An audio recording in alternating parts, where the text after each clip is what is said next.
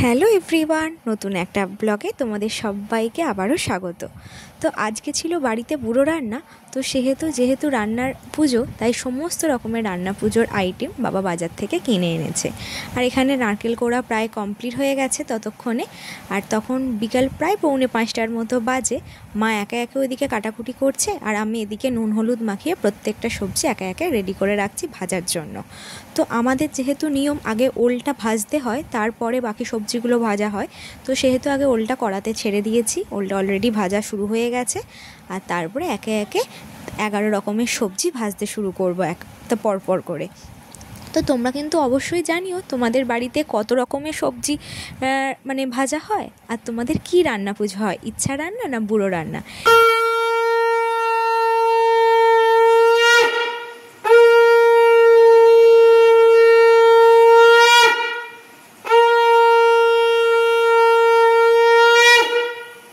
ডালটা যেহেতু বসানো হয়ে গেছে, সেই জন্য মা শঙ্খধ্বনি দিয়ে দিল।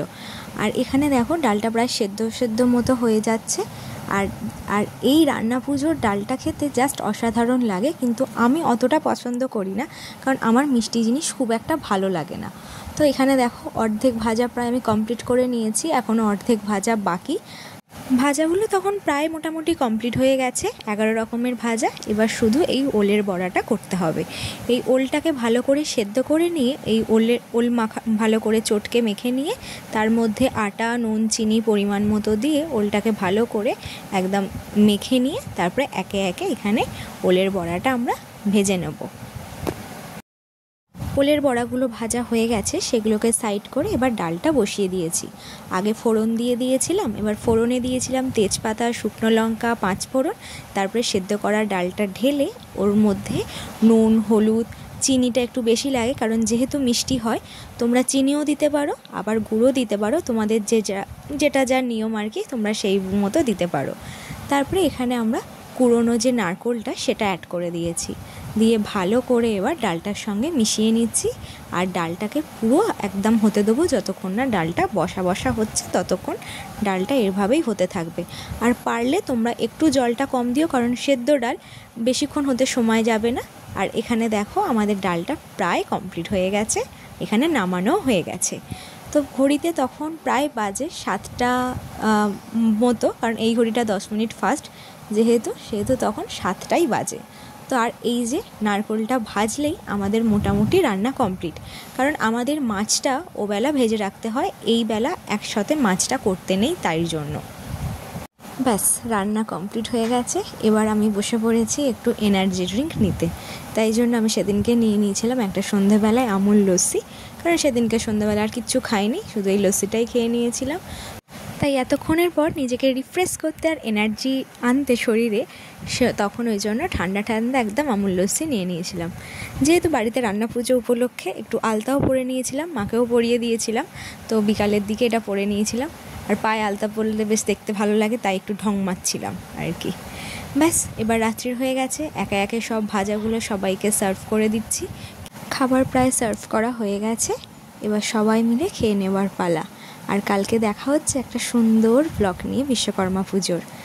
তো এখানে দেখো সকাল তখন হয়ে গেছে, আমাদের কমপ্লেক্সে ঠাকুরমশাই চলে এসে মন্দিরের পুজো সেরে নিয়ে এবার আস্তে আস্তে কমপ্লেক্সের সবার গাড়ি, বাইক, যার যে পুজো করতে লাগে আর কি, সেগুলো পুজো করিয়ে নিচ্ছে।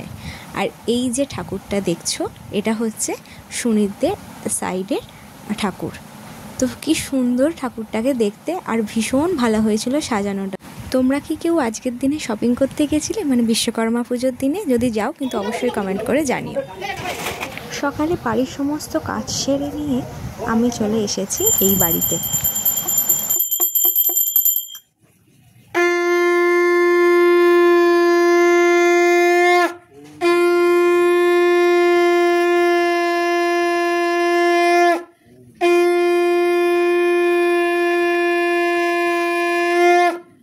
আমাদের বাড়িতে মনসা পুজোর সঙ্গে সঙ্গে উনুন পুজোটাও হয়, কারণ রান্না পুজোর পরের দিন তো উনুন পুজো থাকে, তো সেখানে।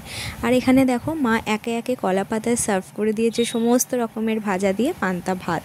তো রান্না পুজো মানে কলা পাতায় খাওয়া একটা নস্টালজিক ব্যাপার, আর সেটা যদি না কমপ্লিট হয় তাহলে রান্না পুজোটা রান্না পুজো মনেই হয় না। তাই এখানে মা, আমি, বোন মানে ঠাকুমারা সবাই মিলে এখানে খেতে বসে পড়েছি দুপুরবেলা। তারপরে খেয়ে দিয়ে রেস্ট নিয়ে বিকালবেলা একটা আলাদাই প্ল্যান আছে। এই দেখো সন্ধে হয়ে গেছে, তখন আমরা রেস্ট করে নিয়ে তারপরে 3 জনে মিলে বেরিয়ে পড়েছি একটু কাছাকাছি একটা শপিং মলে। এই যে দেখতে দেখতে চলে এসেছি মোড়েতে।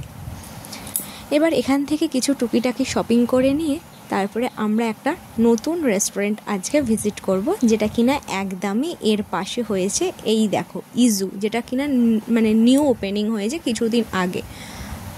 তো যা কিছু টুকটাক শপিং ছিল সেগুলো মোটামুটি সারা হয়ে গেছে।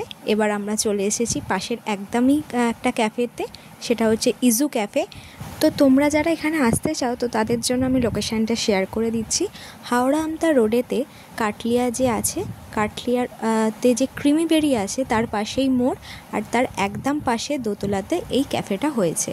সবে নতুন শুরু হয়েছে, তাই ওদের নিজেদের একটু ইমপ্রুভ করতে আর ডেভেলপ করতে একটু সময় যাবে, কিন্তু মোটামুটি অ্যাম্বিয়েন্সটা অ্যাভারেজলি ঠিকঠাকই আছে। তো তোমরা যারা চাইছো একবার ভিজিট করতে বা সন্ধ্যেতে একটু সময় কাটাতে, তো একবার অবশ্যই কিন্তু ঘুরে আসতে পারো এই ক্যাফে থেকে। চলো তাহলে ব্লগটা আজকে এখানেই শেষ করছি। দেখা হচ্ছে তোমাদের সঙ্গে নতুন কোনো একটা ব্লগেতে। সবাই কিন্তু খুব ভালো থাকো, দুর্গাপুজোতে জমিয়ে শপিং করো, আর কিন্তু এর মাঝে সুভাষ মিনি ওয়ার্ল্ডের সঙ্গে থাকতে একদম কিন্তু কেউ ভুলো না।